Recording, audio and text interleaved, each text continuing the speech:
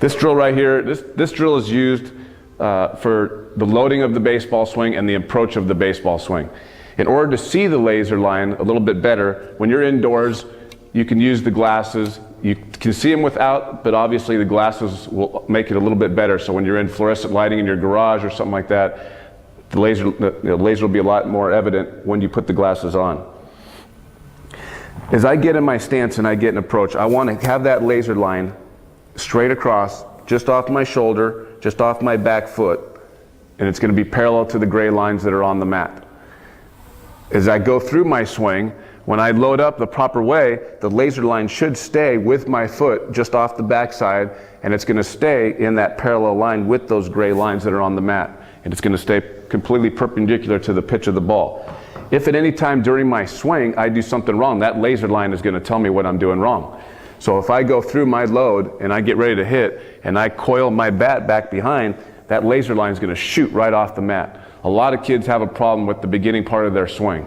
A lot of kids want to try to generate more power in their swing, and in doing that, they'll do something to the load of their swing where they wrap or they drop their hands to pop back up to try to generate more power, and that's going to be extremely evident right here with the laser line on the mat. If they do anything wrong at the beginning of their swing that doesn't keep their hands quiet, that laser line is going to show them.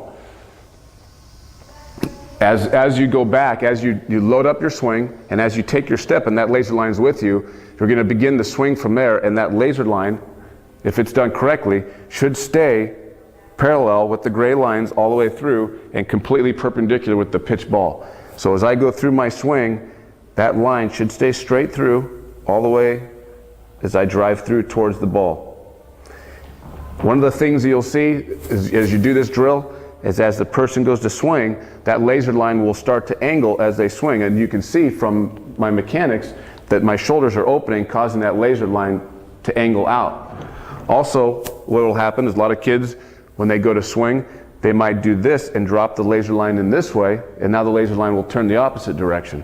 So if in either case the laser line were to turn out from coming in this way, and we call that chicken wing in that front elbow, or if they spin their whole body around in a circle at the same time, that laser line is going to go out.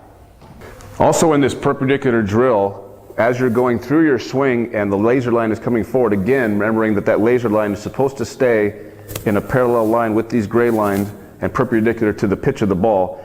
As that laser line comes through, once the laser line reaches the end of the mat and the hands get to the front knee, then you can release your swing and you can work on a point of contact. The laser line is not evident in this drill during a point of contact, but that's where we have another drill set up where you can actually see what the laser line should be doing in the point of contact.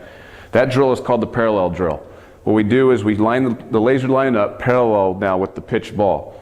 The red lines that you would see on the mat have arrows that point, because in everybody's stance, not everybody's hands are going to be exactly the same.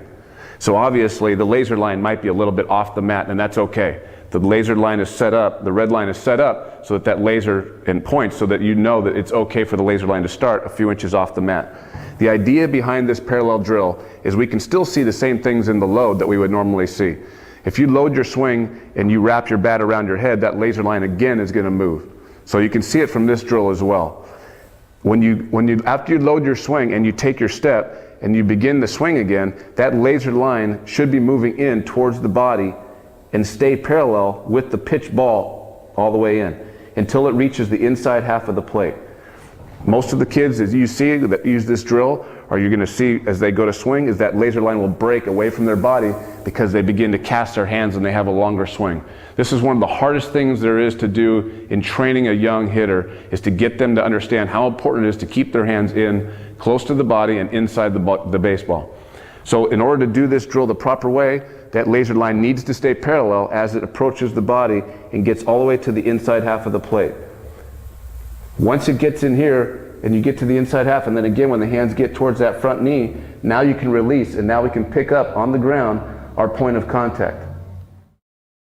When we get to the point of contact, you'll see the red lines that are on the mat represent 3 different points of contact. There's a red line that goes straight across the plate that will represent a pitch ball that's down the middle. There's a red line that's marked inside that will represent an inside pitch, and the gray lines that are just behind the plate are marked for an outside pitch. So when I go through my swing, if I get to a proper point of contact, my hand should make it get in, the laser line should stay parallel, and then when I release, my laser line should end up in a parallel line directly on that red line, or at least close to it as possible. On an inside pitch, when I come through and I take my step and I drive my hands in close to my body, and then I get through, I want to get that red line on that inside pitch right there. So I'm taking that pitch and I'm driving that ball to left field without hooking it.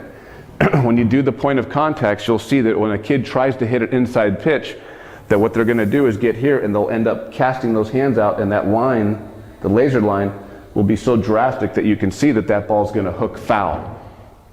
Also with that pitch that's on the outside part of the plate, when the kids get here and they think about hitting that outside pitch and they start to get out here too far and they start to roll their hands, they'll see that they cannot line up for an outside pitch because their hands get too far from their body. Even on the pitch down the middle, most kids have a problem with rolling their hands at contact and hitting a lot of ground balls. So when you go through this drill with the kids and that line comes in like this and you see them, they'll get here and all of a sudden the line ends up back in their stance and they can't figure out why. Well, that's because the hands on the bat begin to roll too soon. And the hands should not roll on a baseball bat until way after point of contact. If I make contact here on a pitch down the middle, my hands are going to release way out here before I begin to roll my hands after contact.